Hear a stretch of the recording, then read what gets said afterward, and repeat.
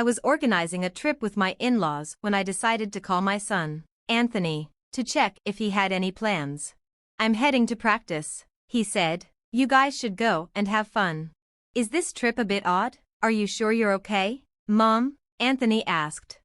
"I'll be fine. I'll get you a souvenir. Just focus on your practice," I reassured him. Anthony, my son, has always had a passion for running marathons, just like me. He even earned a college scholarship for it. Though his school is nearby, he stays in the dorms to avoid the daily commute, only returning home for holidays.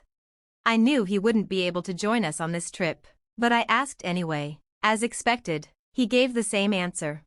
"I'm Flora, 46 years old, and I work full-time. My husband, Steve, is 4 years older than me and was once my boss. He's very capable, and I have a lot of respect for him. We were once a happy family, but over the years, our relationship has faced challenges. One major factor has been his parents, particularly his mother, who has never liked me and often mistreated me. In the beginning, Steve defended me since we lived far from his parents and didn't visit often. But when Anthony wanted to attend a high school near my mom's house because of his passion for marathons, things started to shift. I introduced Anthony to the sport, as I've been a marathon runner myself, and I was thrilled to see him share my passion. I persuaded Steve to move closer to the high school Anthony wanted to attend. Steve applied for a transfer at work so we could relocate, and everything worked out well when Anthony later earned a spot at a top university. The day before our trip, Steve said, "Go pick up the rental car tomorrow morning and grab my parents on your way back." I was puzzled. "Why do I have to rent the car? What will you be doing?" "I'm exhausted from work, so I'll sleep until the last moment. Once you've picked up my parents, come back, and I'll drive from there. It's on the way to the resort anyway," Steve explained. I understood his reasoning, but I was also exhausted. Despite both of us working similar hours, I've always been the one to handle all the household chores. It wasn't always like that. We used to share responsibilities equally, but since moving closer to his parents, they've been visiting more often, and that balance shifted. Whenever his mother saw Steve doing housework, she disapproved. "The housework is the wife's job. The breadwinner shouldn't do it. Isn't that right, Flora?" she would say, giving me a sharp look, and I would nod in agreement.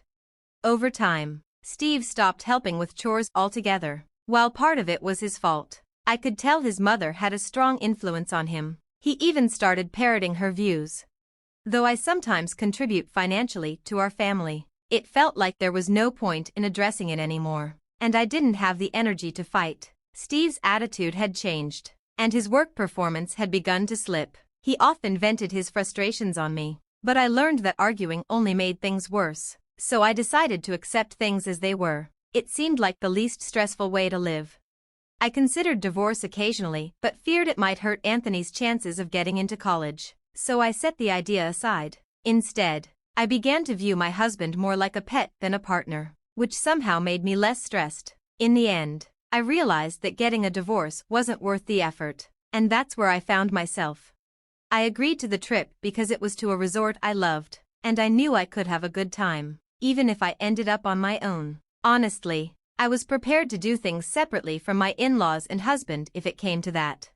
Perhaps they invited me mainly to drive, but since both my husband and father-in-law could drive, I figured it wouldn't be an issue. I joked that our spoiled dog was probably making demands again. When my husband asked me to pick up the rental car, I headed over to my in-laws' house.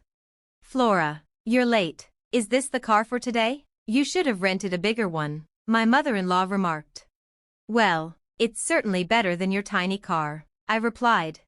"The car I usually drive is one I bought myself. Even for commuting to work, I figured I'd be its primary user since I paid for it. We don't travel much, so I thought a smaller car would be sufficient. Plus, I loved its interior and color. My husband would often use it without asking and show it off to his parents. My mother-in-law would complain about the car's size, acting as if I could only afford a small vehicle. I suggested we use my father-in-law's car for the trip, but he didn't want anyone else driving it and didn't want to drive it all himself. So, we rented a car, but I wasn't consulted about it. I later learned that I would have to pick it up and drive while they relaxed in the back seat. It made me want to tell them to arrange their own transport. I was so tired.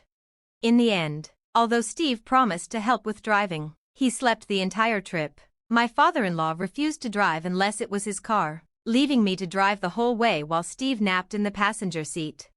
My father-in-law constantly criticized my driving, offering late suggestions and questioning my choices at every traffic light. It just added unnecessary stress. My mother-in-law joined in, criticizing me as well. It was frustrating to be critiqued by someone who couldn't drive herself, especially since my father-in-law had been involved in numerous accidents and should have given up his license.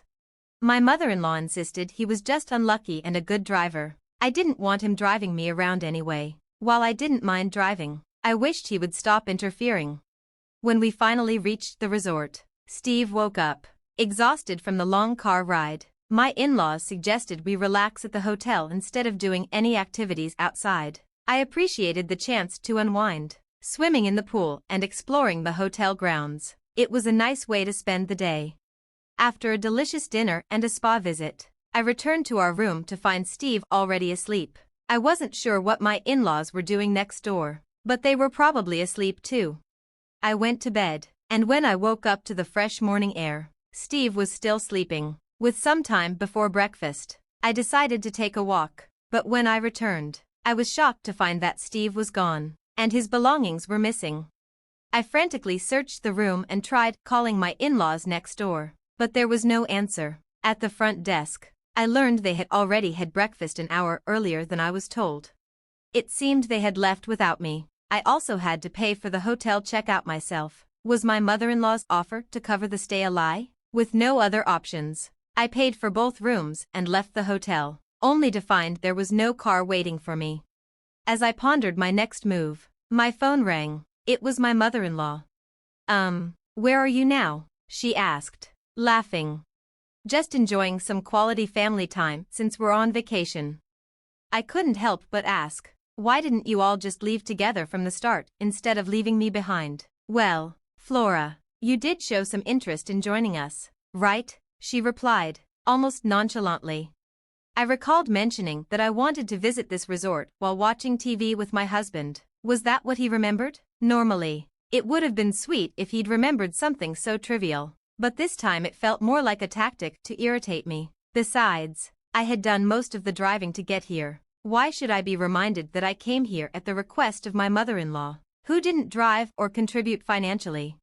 I let out a deep sigh, frustrated. "Fine, let's do the sightseeing as a family and head home afterward," I said. "You can go sightseeing too, Flora, but when you're ready to come back. I'm not sure how you'll manage the return trip. You're good at marathons, right? Just run back," my mother-in-law mocked, her laughter only adding to my anger. "Put me on speakerphone if Steve is driving, so he can hear me," I snapped, my frustration boiling over. Soon after, I could hear my husband's voice on the line. "Good morning. You seemed excited to come here. Relax today, but remember we have laundry from the trip to deal with. Make sure it's all done by tomorrow morning," he said cheerfully, but the warmth I had once felt toward him had long since vanished. "Do your own laundry," I shot back. "Hey, that's not the right way to talk. As the breadwinner, I'm advising you to relax today. You should be thanking me," he retorted. "Oh, the breadwinner. Don't worry. This will be the last time we see each other, since you only seem to notice me when you're asleep," I said coldly, making it clear I was serious. "What do you mean?" he asked, clearly confused. "We need to head home today. Laundry and housework are waiting," my husband stated. "Yeah, exactly why I'm not coming back," I said firmly. "What do you mean?" His voice quivered with uncertainty.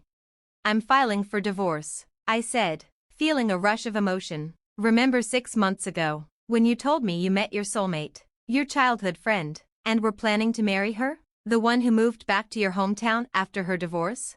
I reminded him of that day, a moment I couldn't forget. 6 months ago, I sensed something was off, so I confronted my husband. He confessed he'd reconnected with an old friend, believing she was his true love, and wanted to marry her, leaving me behind. He even handed me pre-filled divorce papers, though I couldn't bring myself to go through with it at the time. I started gathering proof of his infidelity. Was this trip his way of trying to make amends?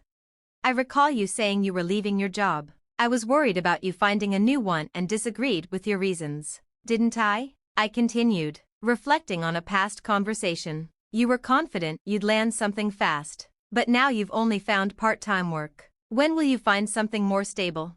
As Steve remained silent while driving, I took the opportunity to express my frustration. I've been thinking of you as a dog to deal with the stress. But I realized I might as well just get a real one. I said firmly. So I'm filing for divorce. Enjoy your family vacation.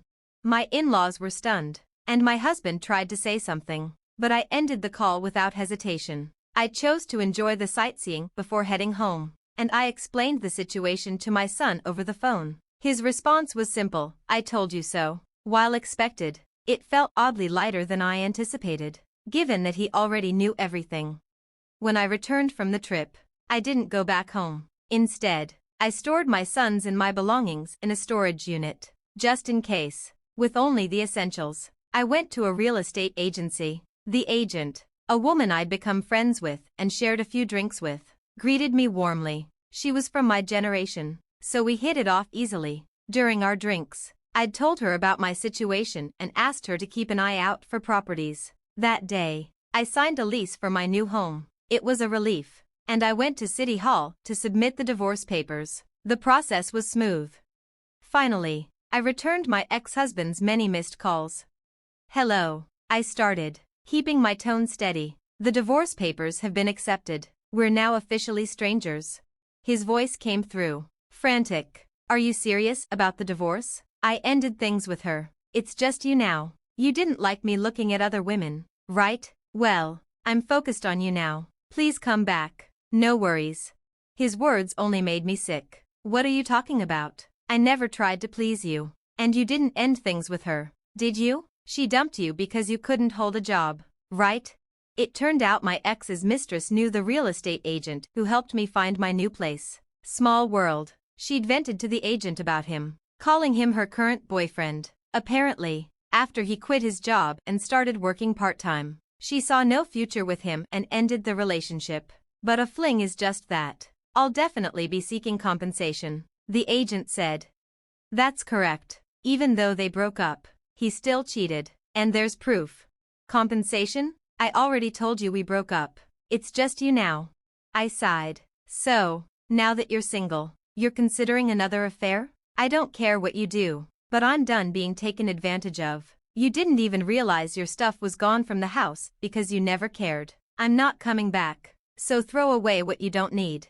With that, I hung up. Even after this, my ex kept calling, and my former in-laws reached out too, but I had no intention of returning to that house. My ex still hadn't found a job, couldn't afford the rent, and had moved back in with his parents. Meanwhile, my ex-father-in-law kept driving recklessly, recently crashing into a neighbor's fence with my mother-in-law in the car. Thankfully, no one was hurt, but they had no insurance and had to borrow money for repairs. All of this came through in the endless emails from my ex-husband. I couldn't help but find it amusing. I didn't respond, nor did I block the emails. I quietly enjoyed watching his misfortune unfold.